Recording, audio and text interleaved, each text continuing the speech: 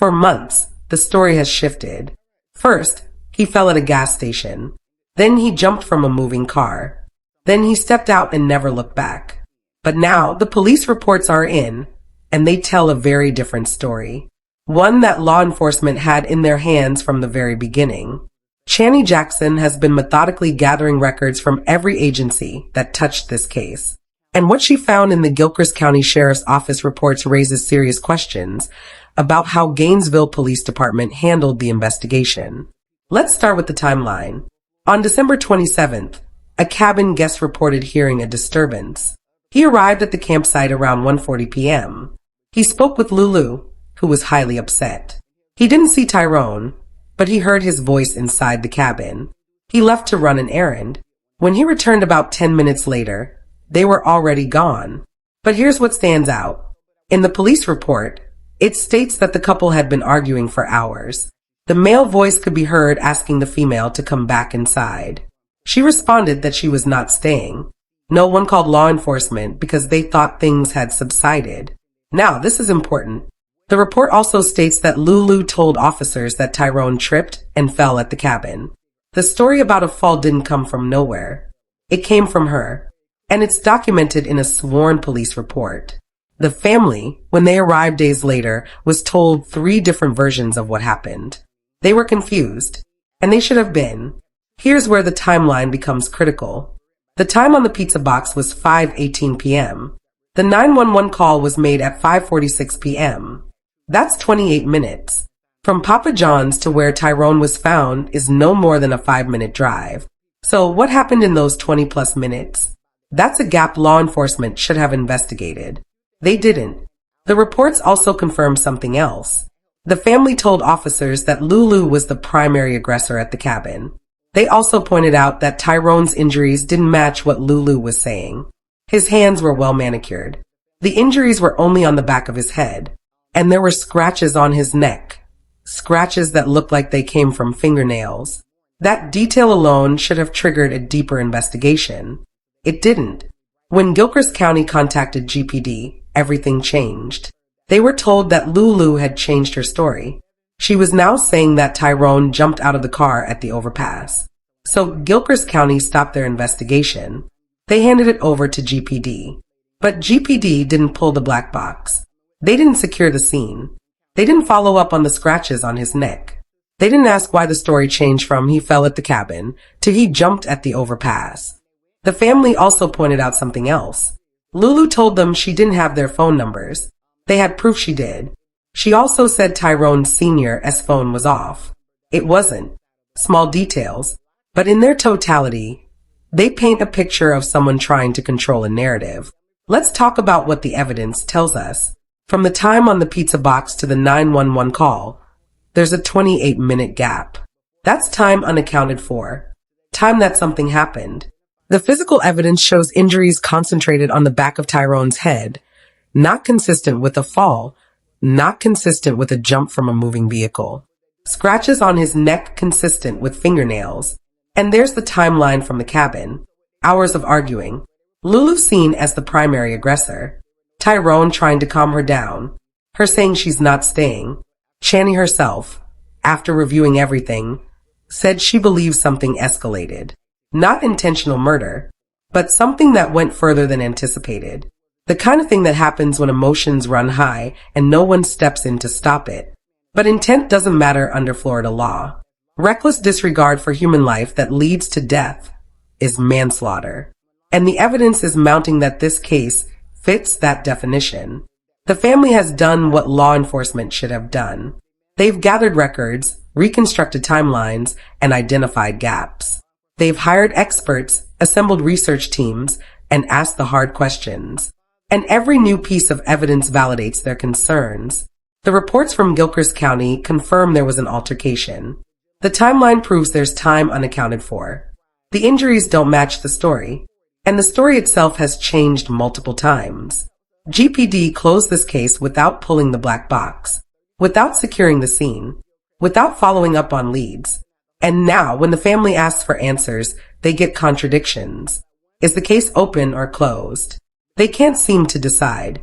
The family is demanding a public press conference. They want GPD to answer for their failures, to explain why critical evidence was ignored, to tell the public why they didn't do their jobs. This is true Crime Unraveled. We're not here to speculate. We're here to follow the evidence. And right now, the evidence points to an investigation that was incomplete, inconsistent, and inadequate. The family is still fighting. They're still demanding answers. And on March 28th, they'll be calling for accountability. Share this video. Stay informed. Keep the pressure on. Drop your thoughts in the comments. We read every single one. Justice for Dro.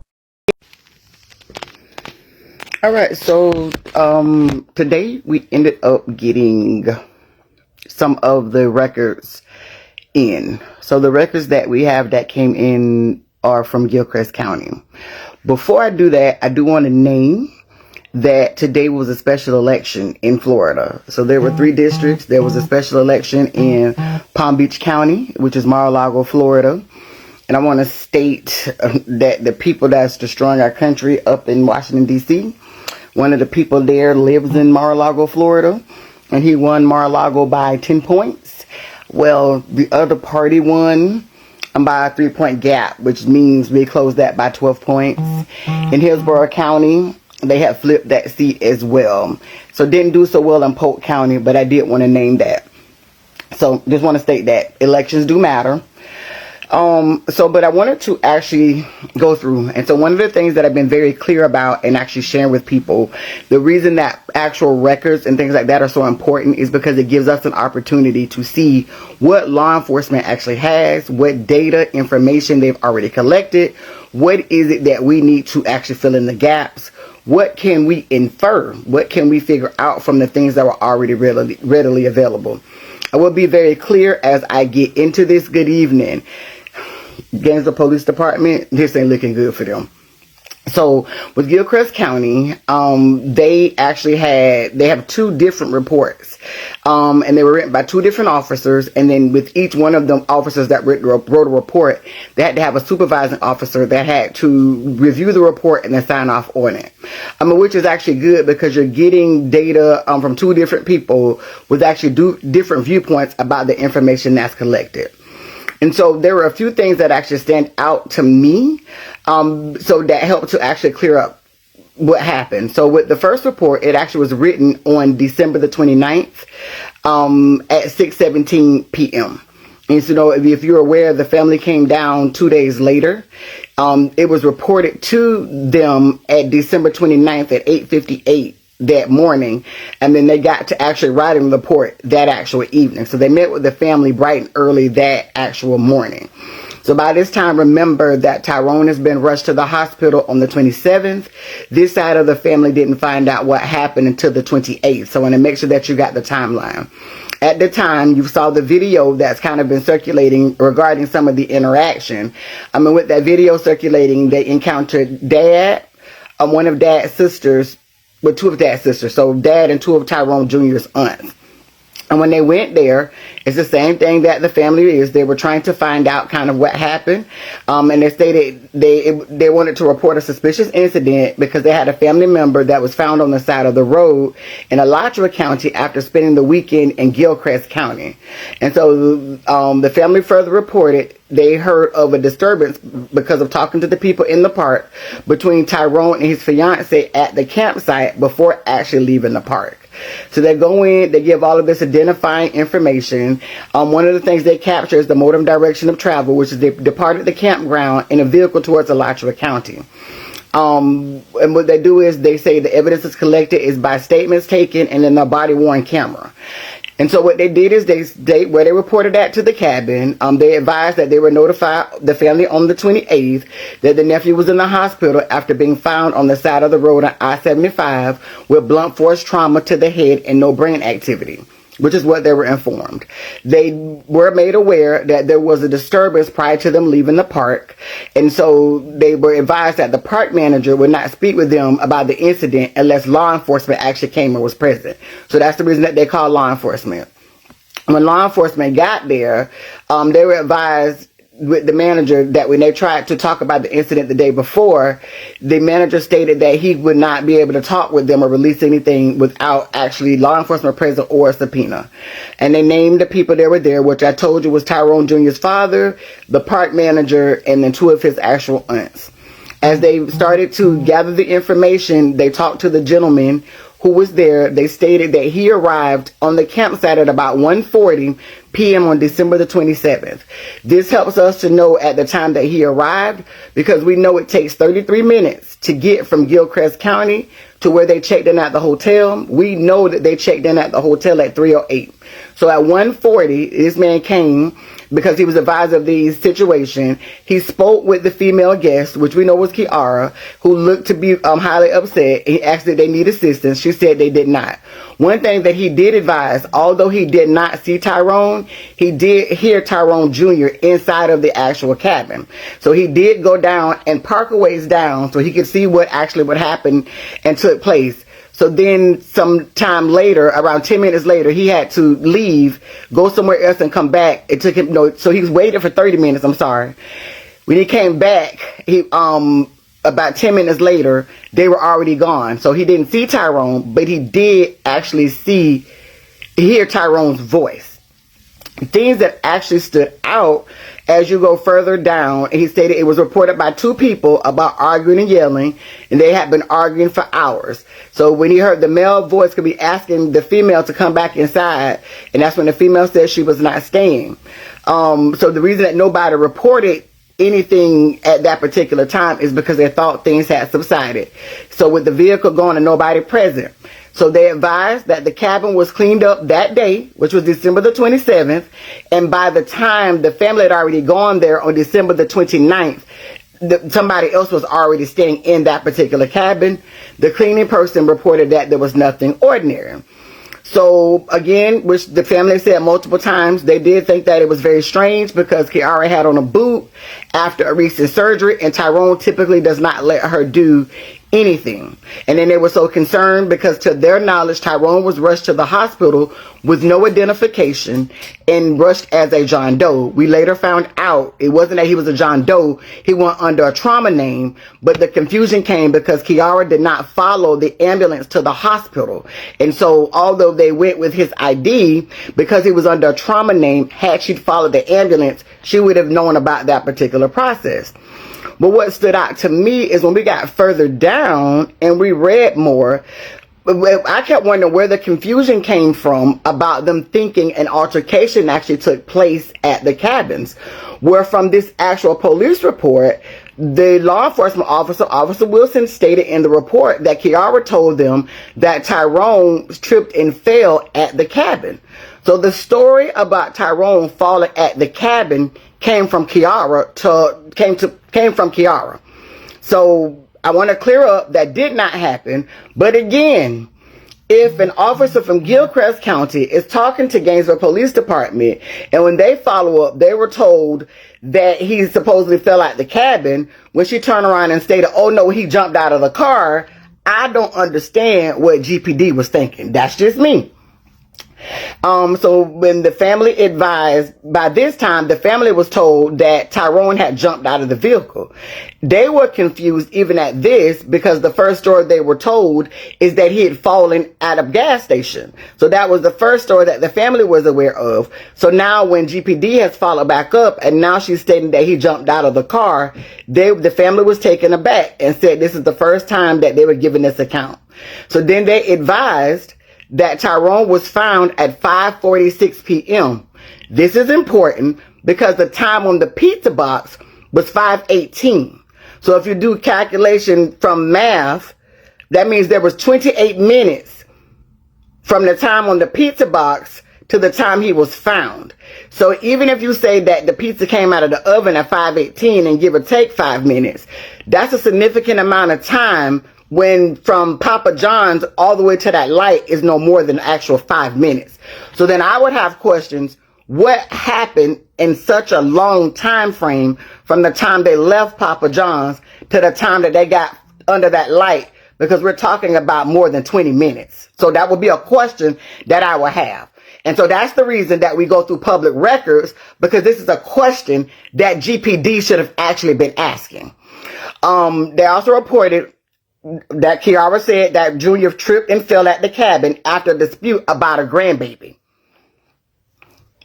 So I don't know. So Senior was saying so then that's when the family became concerned because of all the different stories and all of these different events that lead them to believe that something bad happened, and all they wanted to know was the truth. And when they asked for the truth, Kiara kept telling different stories. They let it be known she had been arrested before, and that she does tend to spaz out, becoming violent and out of control.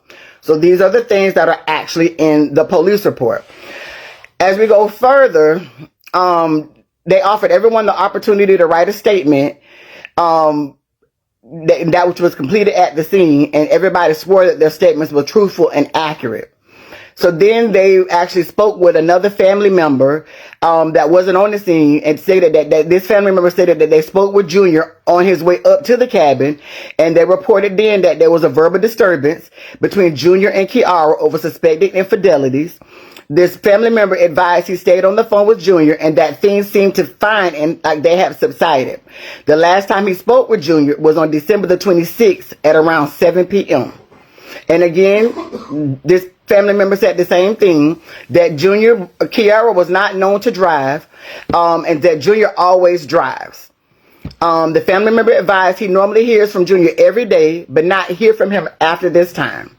So then the family put them in touch with another family member who advised that they reported speaking with Kiara after she left and she advised they were going to a hotel after leaving the cabin.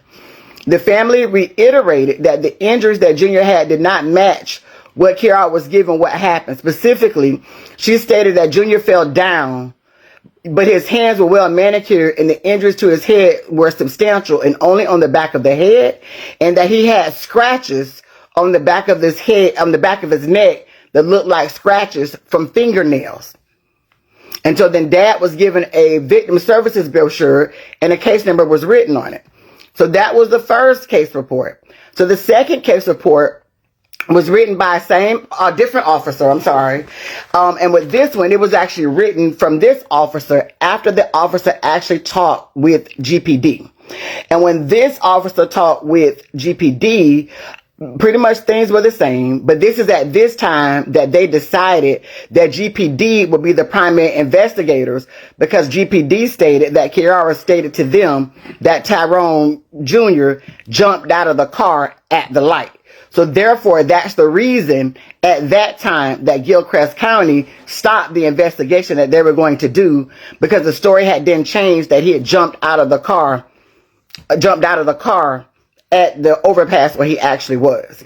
Again, I'm not sure why this was not red flags for Gainesville Police Department. I am so very, very confused. As you go further, same thing, that when they reported that he was at a Jane Doe, stated that Kiara did leave the hospital and told the family she was going back to the cabins, but they asserted that once they checked out of the cabins, they did not return because somebody else had already rented the cabins and was already actually staying there. They were advised by the people who were at the cabins that Kiara was the primary aggressor at the cabins. And so so this is not hearsay. This is not innuendo. These are the actual things that have been reported in the police reports by law enforcement. So I wanted to make it a point to come and share what it is, like I stated, as gaps are actually filled in by law enforcement. Like, I'm so confused. Another thing that really stood out to me is that the father asked why Kiara did not contact them and notify them, and she stated that Tyrone Sr.'s phone was off. Tyrone Sr. was very clear that his phone has never been off. Well, I know when we went to meet with law enforcement, she stated that she didn't have the family's phone numbers. So yet again, my deal is anything individually might not be that big of a deal, but in its totality, I would question that if you are telling a lie, what's the reason for the story changing? And I'm not going to say it's a lie. If your story is changing, what is the reason that your story has changed? Why did you state that somebody's phone was off when it wasn't? And then why did you state that you didn't have their phone numbers when you did? Why did you state he tripped and fell at the cabins because of somebody's grandbaby? But then you turn around and stated that he asked to get out of the car. But then you turn around and stated where he jumped out of the car going 25 miles per hour. So what I'm stating to you is not what people came up with. I'm stating to you what's written in police documentation. And that is the reason for me, this is the route that I like to go, because this is what is reported and utilized as a part of actual investigations. And when we have questions, these are the questions I want to ask GPD in a forward-facing press conference. And then somebody say, I didn't see that part, that she was out there giggling and laughing and stuff. And so I get that a lot of people are not aware of what's going on. So as we're trying to figure these particular things out, this is what is documented again by law enforcement. This is what, and if law enforcement got it wrong, GPD was supposed to go and follow up on that. There should have been how they documented and followed up on that lead. I'm so very confused. And again, we are still waiting on the interview with Kiara that GPD has. We're still waiting on the body-worn camera footage that GPD has. And I've been very clear, as we start to get these things, more things will come into view, and there will be a lot more clarity as we proceed forward. As I've been clear, that even as we get additional communications from the Alachua County Combined Communication Center, and as we get more documentation from Alachua County Fire Rescue, we will get a clear picture. And the reason you want it also from all of these different places is because you're seeing all of these things from the different perspectives of actual people who did this. They don't know anybody. They don't have any stake in this. They literally were all doing their job, and they literally were documenting what they saw at the moment and the point that they were doing their jobs. And so bringing all of those things together is how we get to where we are. And then by doing a reconstruction, and then by looking at the actual timeline, we can be able to figure out what actually happened and took place. So as I stated, if I have to be more deliberate and more facing consistently in order for us to ensure that the facts are actually straight, and that we understand what the advocacy actually looks like to truly get justice. That's literally what this is about. So I definitely hope, I want to do better, because what will happen is I'll get off the live and people will have questions that I can answer here. So I'm going to scroll back up before I get off very quickly to try to do that. So that way, some questions that you all have, if others have them, I can answer them at that time. So my ADHD don't always cooperate, but we're going to try to make that work. So just one moment as I scroll up to make sure I'm answering all of the questions.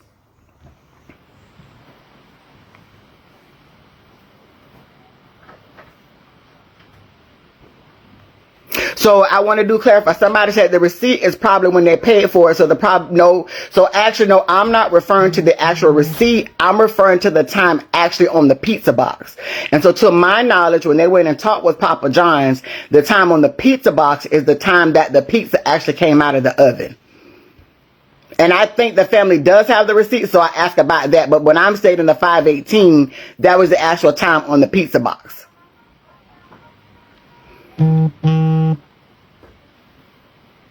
And then somebody said, I go back to the cabin because I thought she hit him with a fire extinguisher. And even with me, so there are times where people can get concussions and they can have internal bleeding later on. So I was wondering the same thing. But literally, it also came up because she stated that there was a fall at the cabin. So people thinking that this happened at the cabin actually was not unreasonable, because this is actually from a police report where it was actually written. So I definitely want to state that. And that's why I want to be very deliberate about trying to clear things up so we can know where we actually are. And you're very correct. Jumping out or not, they still should have investigated. Yes, very much so. And we've actually called up on that, and they haven't really had anything to say as it relates to that. I agree, they did not care because he was a black man. That's the only thing that makes sense. Nothing about the way that they have done this makes any sense whatsoever. I 100% agree.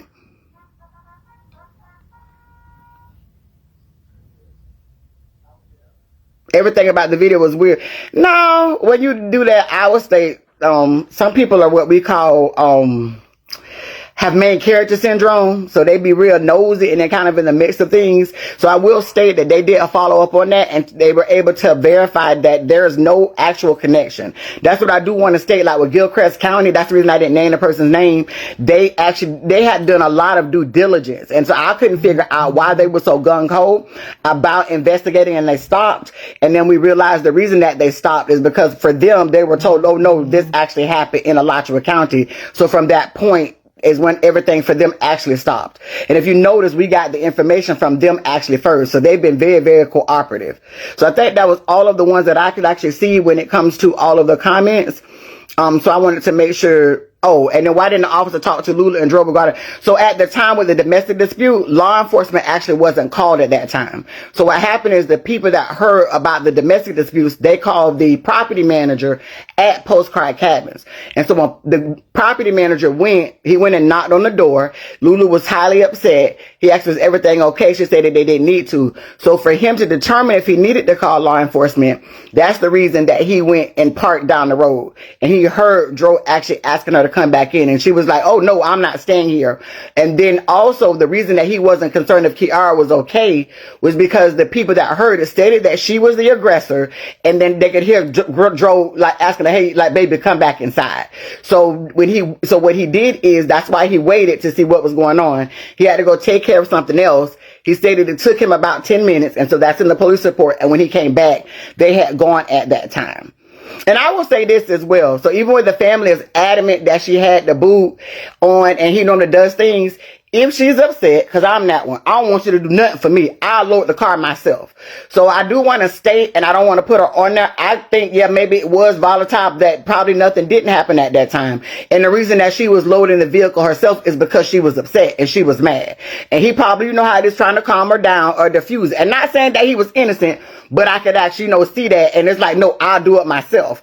Because typically when you're doting on me, you're doing that because we getting along. I don't want you to do that. So, I will state, so even as it seems like it might have been like criminal or a lot more suspicious, I think it culminated to this particular thing.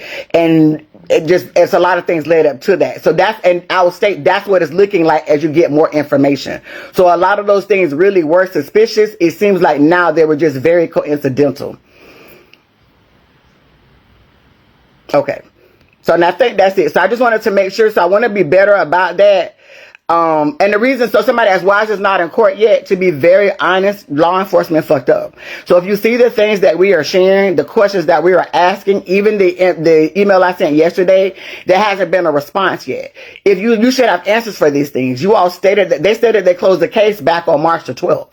It should be quick answers. When we're stating that there are rumors that you all did a lie detector test, or it's rumors that you all pulled the EDR, which is a black box, you should be on getting that out, even if you just put out a press release and say those things are not so. So the reason that this is not in court yet is because they did not do a full-on investigation. They did not follow up on leads.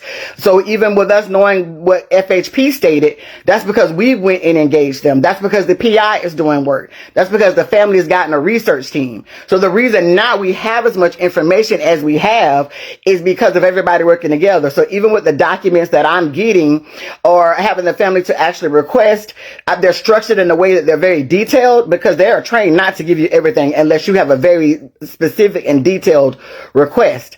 And so from there, now you have people that's looking at the data, they're synthesizing it, and now we're reconstructing what happened. We are doing, they're constructing the timeline and piecing all the things together. So the reason that we know that they checked into the hotel is at 3:08 is because somebody on this side of the team called and checked that out. The reason we know the time on the pizza box is because the family took a picture of the pizza box. So the reason that, so it's those things. So all of the information that you're now getting is because of the work that we're doing that law enforcement should have done. And that's the frustration. And even with the people, the veterans that we talked to from FHP, which is Florida Highway Patrol, they stated literally when her story changed on the scene, it was the research team that pointed out that in the same body worn camera footage, she stated that he asked to get out of the car, and then it changed to he jumped out of the car, all in the same video. FHP is very clear that when they realized that through the communications that he was in very serious and critical condition and it changed to trauma, it was at that time that they should have been back securing the scene. So even when they got there initially and didn't think that there was a reason, which is still strange, it was at that time they should have gone back immediately, and they just didn't. Remember, the family came 2 days later to figure out what happened. And they only started to go to the scene where it happened because they weren't getting answers. And so I want to be clear, even with the family, they asked for an officer to come speak with them. The officer never even came to the hospital. The officer called them over the phone. And that's one of the things that they addressed when they spoke with the lieutenant and the actual captain. So I want to share. So even as we're like, what the hell? It makes no sense. And even it's very clear that law enforcement is trying to paint the picture is like the family is being emotional and overthinking it. But as you can see, as you get more information, the information validates the family's concerns. And so that's the reason that I want to make sure I'm being very deliberate. That's the reason I want to read from the reports. That's the reason that I want to go back and remember, like, hey, this person said that. And we're debunking a lot of the misinformation so that everybody understands what is the actual factual information. And so that as we're going along this journey, we fully understand like where we are.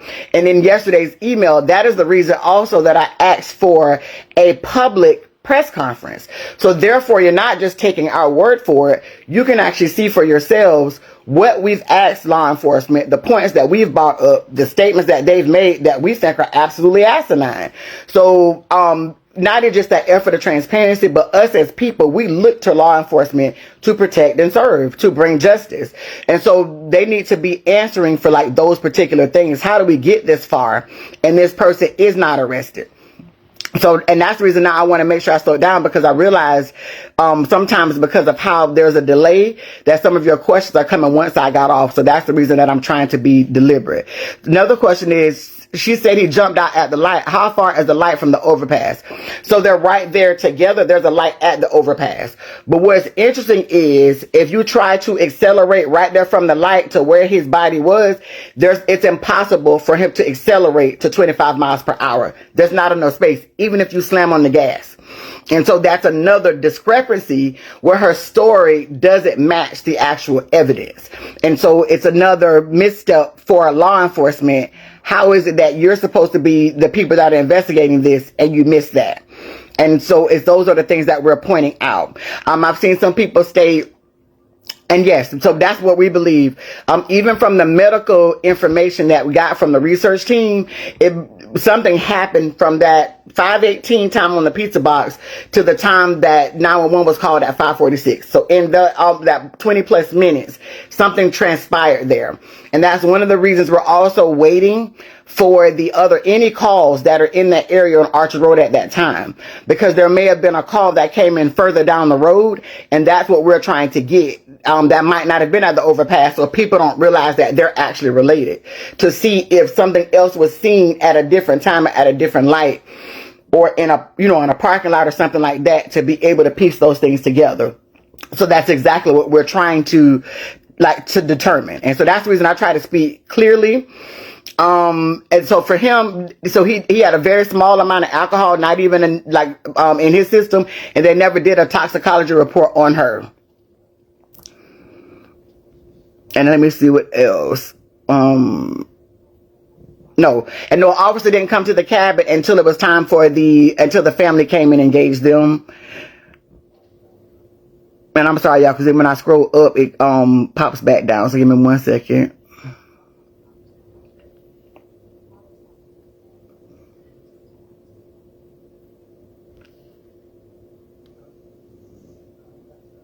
And somebody said, I think more was involved. It's possible, but from the evidence right now, it's very plausible that it was just him and her. So the evidence right now still supports that it actually was just him and her. The toxicology report states that it was a very, very small amount, which shows like he might have drank like the day before. So when it's not no amount, but the amount was so minuscule, that means he wasn't drinking that day. So it's just like it takes time for alcohol to filter out of your system. And I want to just make sure to be very accurate with that, because they'll take that and swing with it. So he wasn't intoxicated. I want to make sure to be very clear with that. And I want to be very specific with that. So the amount was very, very minute. And so, which they claim they were celebrating, the day before. But it's clear he wasn't drinking that day. And that's something law enforcement actually stated in the meeting. So it's very clear with that. And they didn't do a toxicology report on her, which is interesting, even though she was driving.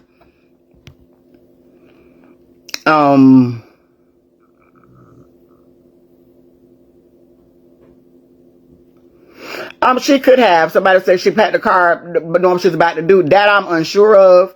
And so, like I said, I can only speak for the part that we know. And like I said, I want to just be there's just been so much that is going all over the place. Yes. So some of the stuff that we've shared, part of it is some of the information that's collected from the PI. Some is from the research team. Some is just from the public records that we've gotten. So what happens is, we converse. So like the PI will converse with myself or the family, the research team. There's, confidential meetings that they actually have with the family. So those particular things. And then we try to do that because we want to make sure it's unbiased as possible. And then looking at the things that, anything that has not been gathered, we want to see, like, what are the holes, what stands out. Because even like I stated, I was unaware of the scratches that were actually reported on the back of his neck, and it actually states in the report that looks like fingernails. So I knew he had a bit of scratches on his shoulder, but it's a small detail, but it's a very important detail.